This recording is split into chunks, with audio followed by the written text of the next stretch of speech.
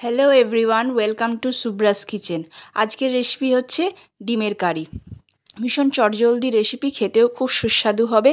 তো এটা বানানোর জন্য যেটা লাগবে, কিছুটা মশলা করে রাখতে হবে, সেদ্ধ আলু আর ডিম। তো প্রথমে আমি কি করেছি, ডিমগুলোকে সেদ্ধ করে নিয়েছি এবং কড়াইয়ে অল্প তেল দিয়ে তাতে ডিমগুলো দিয়ে নুন হলুদ দিয়ে ভালো করে লাল লাল করে ভেজে নেবো। যতক্ষণ না লাল লাল হবে ততক্ষণ কড়াইয়ের আঁচটাকে কম করে রাখতে হবে। আর এইটা যতক্ষণ ভাজা হচ্ছে ততক্ষণে এর যা যা জিনিস লাগবে করতে ডিমের কারি, সেগুলো আমি তৈরি করে নেব। প্রথমে আমি কি করেছি, আলু সেদ্ধ করে নিয়েছি।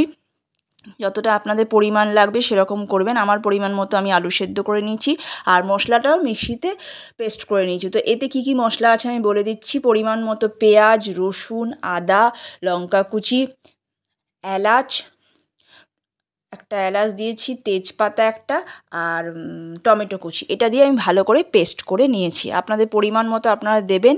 এদিকে দেখুন ডিমটা কষা হয়ে গেছে, লাল লাল করে একদম ডিমটা ভাজা হয়ে গেছে। এবারে আমি তুলে রেখে কড়াইয়ে তেল দিয়ে, অল্প একটু তেল দিয়ে তাতে জিরে ফোড়ন দেব। এটাতে দারচিনিও দিতে পারেন, আমি সেটা দিতে ভুলে গেছি। আর যেহেতু তেজপাতাটা আমি মিক্সিতে দিয়েছি, সেজন্য তেজপাতা আমি আর এটা দিলাম না। তো জিরেটা লাল লাল করে ভাজা হবে। আমি খুব কম তেলেই এটা রান্না করব, ডিমের কারিটা। তো এটা যখন লাল লাল করে ভাজা হয়ে যাবে তাতে আমি সেদ্ধ আলুগুলো দিয়ে দেবো এবং তাতে আমি পরিমাণ মতো নুন আর পরিমাণ মতো হলুদ দিয়ে ওটা অল্প আছে এবার একটু ভাজবো ঢাকা দিয়ে। যতক্ষণ না এটা রঙটা লাল হচ্ছে ততক্ষণ আমি এটাকে এভাবে কম আঁচে ভাজবো আর মাঝে মাঝে একবার করে ঢাকাটা সরিয়ে নেড়ে নেব। তো দেখতে পাচ্ছে এবার ভাজাটা একদম বেশ লাল লাল হয়ে গেছে। এবারে আমি যে পেস্টটা বানিয়েছিলাম সেটা আমি এর মধ্যে দিয়ে দেব এবং যতক্ষণ না জিনিসটা তেল ছাড়ছে আর জলটা শোকাচ্ছে, এবার এটাকে কম আঁচে ভেজে নেব। আর সাথে আমি দিয়ে দেবো এর মধ্যে কিছুটা লঙ্কা গুঁড়ো, কাশ্মীরি লঙ্কা গুঁড়ো দিয়ে দেবো আর দিয়ে দেবো ধনে গুঁড়ো। জিরে গুঁড়োও দিতে হবে, আমার যেহেতু ঘরে ছিল না সেজন্য আমি এটা দিলাম না, আপনারা এটা দিয়ে দিতে পারেন। তো এইটা দিয়ে এবারে কম আঁচে ভালো করে কষাবো যতক্ষণ না তেল ছাড়ছে আর যতক্ষণ না এটা রঙটা একটু বেশ লাল লাল হচ্ছে, জলটা শোকাচ্ছে, ততক্ষণ এটাকে কম আঁচে ভালোভাবে নেড়ে নিতে হবে। ভালো করে যখন নাড়া হয়ে যাবে, একদম জলটা টেনে নেবে, তেল ছেড়ে যাবে, পুরো শুকনো হয়ে যাবে, তারপরে আমি এটাতে অল্প একটু জল দিয়ে এটাকে আবার একটু কষাবো। যতবার একটু কম আঁচে ভালো করে কষাবেন রান্না কিন্তু ততই টেস্ট হবে। কষানোর উপরেই পুরো রান্নাটা ডিপেন্ড করে।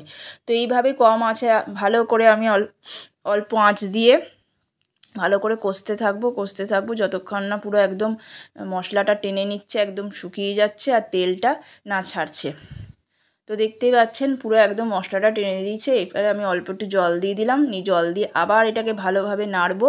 নাড়া হয়ে গেলে, যখন ভালোভাবে কষা হয়ে যাবে, তারপরে আমি এর মধ্যে পরিমাণ মতো জল দিয়ে দেবো। আপনারাও যেরকম গ্রেভি করতে চান, কম গ্রেভি বেশি গ্রেভি, যেরকম পরিমাণ দরকার সেই অনুযায়ী জল দেবেন। তো আমার যতটা কোয়ান্টিটির দরকার আমি সেই রকম এতে জল দিয়ে দেবো। তো মশলাটা তো প্রায় কষে গেছে, এবারে আমি জল ঢেলে দিলাম পরিমাণ মতো। এবারে ভালো করে পুরো মশলাটাকে জলের সাথে একদম মিশিয়ে নিতে হবে।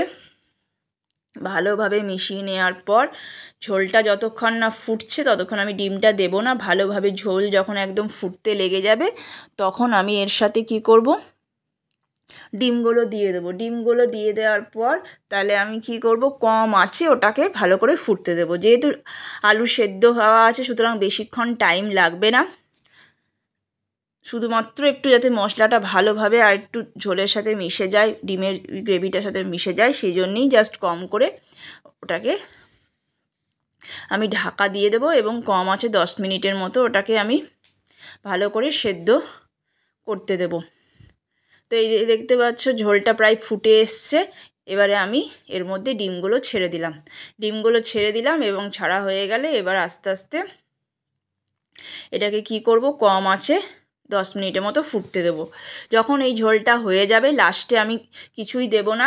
আপনারা এটাতে পারলেন একটু গরম মশলা আর ধনেপাতা কুচি দিয়ে নামিয়ে নিতে পারেন, খুবই ভালো লাগবে। আমি কিছুই দিলাম না কারণ ধনেপাতা আমার ঘরে ছিল না। আর যেহেতু আমি মিক্সিতে মশলায় এলাচ দিয়েছি, এলাচ তেজপাতা দিয়েছি, তার একটা ফ্লেভার আছে এর মধ্যে, সেজন্য আমি আলাদা করে আর কোনো গরম মশলা এতে অ্যাড করছি না। আপনারা চাইলে দিতেই পারে।